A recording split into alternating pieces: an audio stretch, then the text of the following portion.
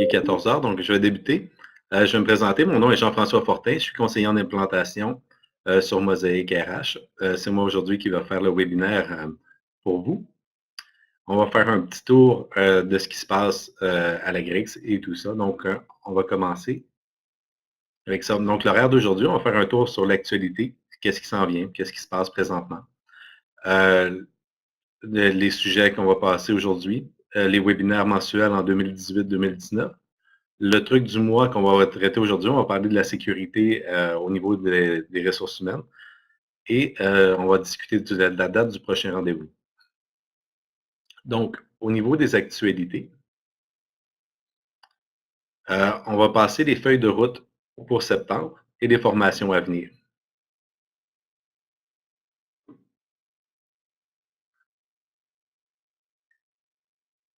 Donc, au niveau de la feuille de route pour septembre-octobre, on va faire un suivi des implantations mosaïques, donc un petit retour avec nos clients qui ont été implantés. On a plusieurs ateliers sur Mosaïque AX qui sont à venir aussi avec les clients. Au niveau de la GRIX, on va faire des tests et de l'appropriation sur le volet de déclaration des absences et congés court terme dans Mosaïque AX, qui est une nouvelle fonctionnalité qui vient d'être développée et qui est en travail continu actuellement. Il y a le début de la collecte précoce aussi qui commence, donc assurez-vous de respecter les dates à ce niveau-là. On a l'arrivée d'une nouvelle ressource dans notre équipe. Elle s'appelle Hélène. Je m'excuse, je ne connais pas encore le nom de famille. À vrai dire, je ne l'ai même pas encore rencontrée. Je suis de retour de vacances aujourd'hui, donc je n'ai pas eu le temps de faire le tour des nouveaux membres de l'équipe, surtout qu'elle n'est pas au bureau présentement. Et on va faire un rafraîchissement de la documentation pour Mosaïque AX. On sait qu'il y a eu un certain temps où on n'avait pas le temps de faire la mise à jour des documents, donc on va mettre un effort supplémentaire pour s'assurer que la documentation soit mise à jour le plus rapidement possible. Au niveau des formations à venir, les formations qui vont être en présentiel, donc les formations sur place, on a les formations PERCOS, soit la formation de base qui va être le 12 et le 13 septembre à Québec, le 18 et le 19 septembre à Montréal.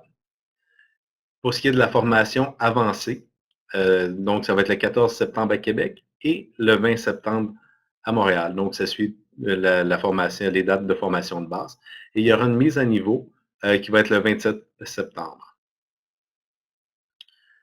Au niveau, il va y avoir une paye de base aussi. Il y a beaucoup de demandes. Il y a beaucoup de nouveaux employés qui rentrent présentement dans les commissions scolaires. Donc, on n'a pas nécessairement les effectifs pour aller répondre à toutes les demandes dans chacune des commissions scolaires. Donc, il y a une paye de base qui va être offerte le 30 et 31 octobre à Montréal. Donc, si vous avez des nouveaux employés ou vous prévoyez faire l'embauche bientôt, peut-être commencer à penser réserver une place pour la formation de paye de base afin de vous assurer qu'on soit en mesure de vous offrir la formation.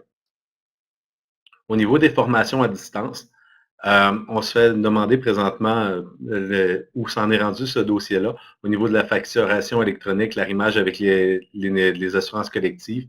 Donc, il y a des formations qui vont être présentées, ne seront pas offertes en septembre-octobre. Donc, il y a encore des discussions qui sont en cours avec les assureurs pour s'assurer que l'arrimage soit fait correctement. Donc, on est en discussion, mais il y a deux formations qui vont être offertes, soit la formation sur la facturation électronique des assurances, donc une formation de base. Et par la suite, il va y avoir une formation sur l'arrimage des processus des assurances collectives pour s'assurer que les états d'emploi soient remplis correctement, pour envoyer les bonnes informations aux assureurs pour éviter toutes les problématiques que vous pouvez rencontrer présentement.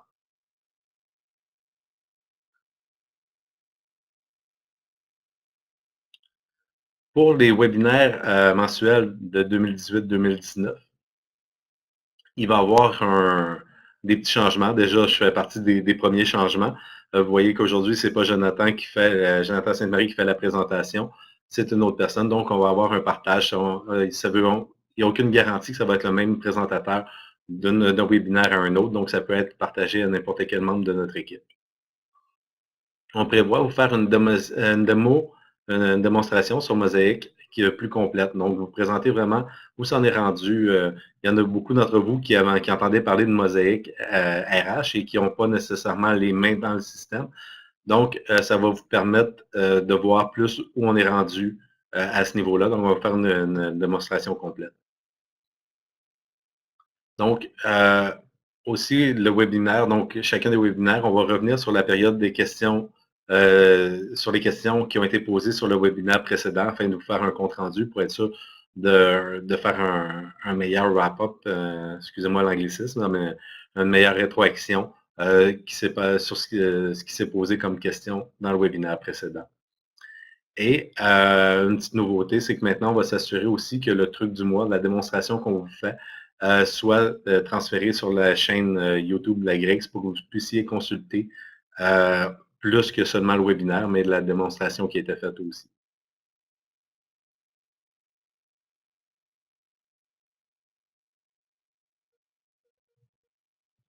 Pour ce qui est du truc du mois, aujourd'hui, dans le fond, certains d'entre vous ont sûrement écouté le webinaire de nos amis de finance.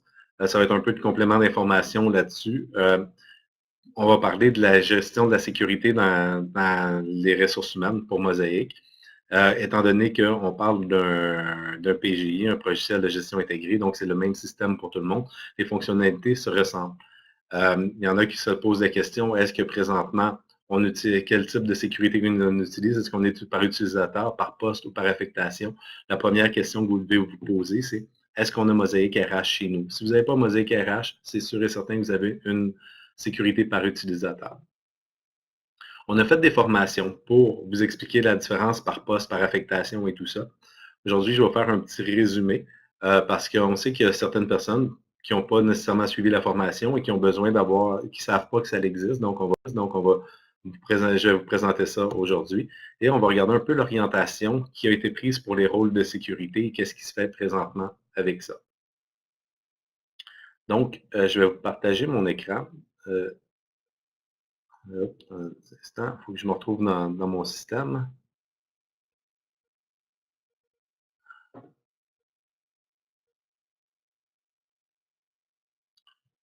Donc, je m'excuse, au niveau de Mosaïque, ici, on est dans le système, on est dans l'application Mosaïque. Donc, si je vais me chercher un poste de directeur d'école primaire, pour avoir accès au rôle de sécurité, je vais commencer par l'utilisateur. Ceux qui en font par utilisateur, excusez-moi, on va aller par administration du système, chercher un utilisateur. Je prends n'importe quel utilisateur. J'ai ici la sécurité confidentialité. Donc, on a une période d'effectivité, comme vous le savez, et on vient voir les rôles ici. Au moment où vous changez les rôles de la personne, vous allez rajouter une nouvelle période d'effectivité. Il faut s'assurer que la nouvelle période d'effectivité corresponde à la date où vous voulez que les rôles soient effectifs. Comme ici, le 1er juillet, il est passé, j'irai changer ma date. Je modifierai ma date pour m'assurer que je suis en date d'aujourd'hui, donc avoir une référence pour si jamais vous avez un vérificateur qui vient vérifier, vous allez être en mesure de prouver à quelle date vous avez modifié la sécurité. Et on a nos rôles de sécurité qui sont ici. Présentement, je sais qu'au niveau de ressources humaines, on n'a pas encore développé à 100% tous les rôles. Par contre, quand on développe une nouvelle fonctionnalité, maintenant on s'assure que quand on vient livrer la fonctionnalité, les rôles sont développés. Donc, il va falloir s'assurer de faire la mise à jour des rôles au fur et à mesure que le système avance afin de vous assurer que vos employés aient accès aux nouvelles fonctionnalités. Donc, je viens choisir mes rôles ici. Là, c'est des rôles en construction. Mais dans le fond, je viendrai les donner à mon utilisateur. Et là, à ce moment-là, mon utilisateur aurait des nouveaux rôles de sécurité qui sont ajoutés pour lui. Je vous parle des rôles et tant qu'être dans l'administration du système, on va aller voir la sécurité ici. Parce qu'une question qui revient souvent au niveau des rôles de sécurité, c'est quand je donne ce rôle-là, quels sont les accès que la personne va avoir avec ça? Donc, ici, dans l'administration du système, en allant dans l'onglet Paramétrage, Sécurité, rôle de sécurité, j'ai accès à mes rôles de sécurité et je peux voir ici, j'ai Mosaïque administrateur des séances d'affectation et on voit le contenu du rôle. Donc, je vois toutes les informations. Certaines fois, vous allez dire, je ne veux pas donner tous ces rôles-là à une personne. Donc, à ce moment-là, il y aura des moyens de dupliquer le rôle et modifier ça. Il y a des formations qui vont être données sur la sécurité, sur les modifications des nouveaux rôles et les ajustements. Il y a une formation qui est donnée mercredi le 12 et une autre formation le 26 septembre. Donc, ce serait bien de vous inscrire à ces formations-là pour avoir plus d'informations, comment travailler les rôles de sécurité pour vous permettre d'actualiser la sécurité avec les nouveaux rôles et de vous tenir à jour aussi. Donc, on a vu les rôles pour l'utilisateur. Quand on parle d'utilisateur, on parle d'une personne. Comme moi, Jean-François Fortin, j'ai un code d'utilisateur. Donc, on peut me donner des rôles qui sont rattachés à mon code d'utilisateur. Par contre, on peut dire, j'aimerais, Jean-François, il est conseiller en implantation à la GRIX, donc le conseiller en implantation vient avec certains rôles. Donc, moi, à la GRIX, j'occupe un poste. Donc, si je retourne dans les ressources humaines, je fais dans les postes, j'irai chercher Jean-François Fortin, peu importe le nom qui est là, mais on va dire que c'est mon dossier à moi. J'irai au niveau, c'est mon poste, donc c'est le poste, j'irai ajuster le poste de conseiller en implantation, donc j'irai donner des rôles. À ce moment-là, je pourrais venir ajouter une ligne de temps ici, un détail de rôle.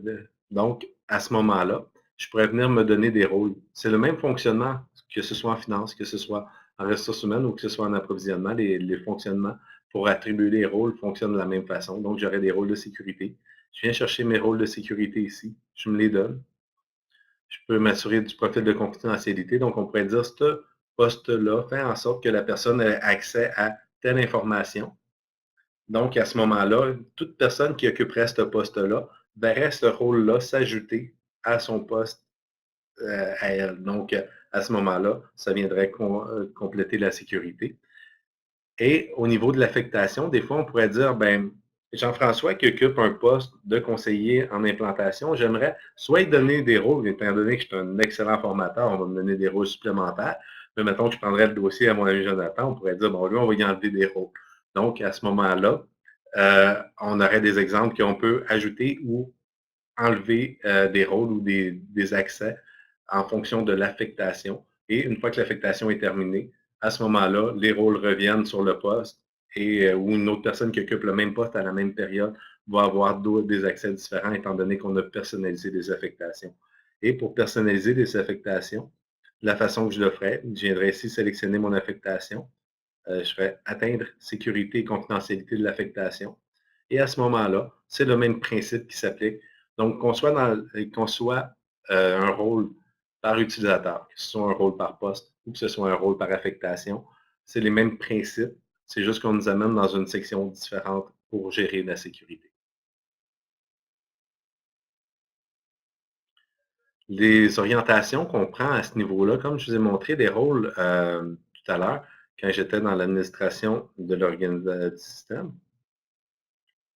rôle de sécurité, mais on vient dire, OK, lui, ce rôle-là, qu'est-ce qu'il doit faire? Bon, ben, lui, il peut consulter les documents d'affectation des collaborateurs, il peut gérer la liste des séances d'affectation, les mises en disponibilité dans la liste des collaborateurs et tout ça. Donc, on vient faire dans le fond des compartiments pour dire il y a le droit à ça, ça, ça, ça, ça. Et tout ça sont formés sous un rôle qui, lui, est responsable, l'administrateur des séances d'affectation.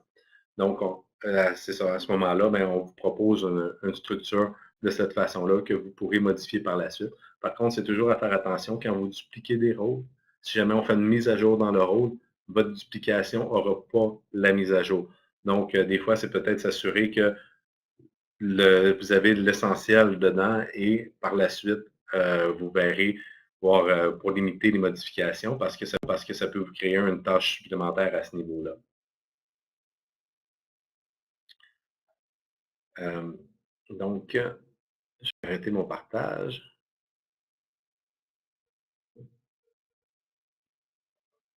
Donc, on revient. Donc, c'était ça pour les rôles. Si je reviens à mon PowerPoint. Donc, le prochain rendez-vous qu'on va avoir, c'est lundi le 1er octobre à 14 heures. Donc, la prochaine présentation, prochain webinaire, lundi le 1er octobre à 14 heures. Donc, soyez présents en grand nombre. Je vous remercie tous de votre présence.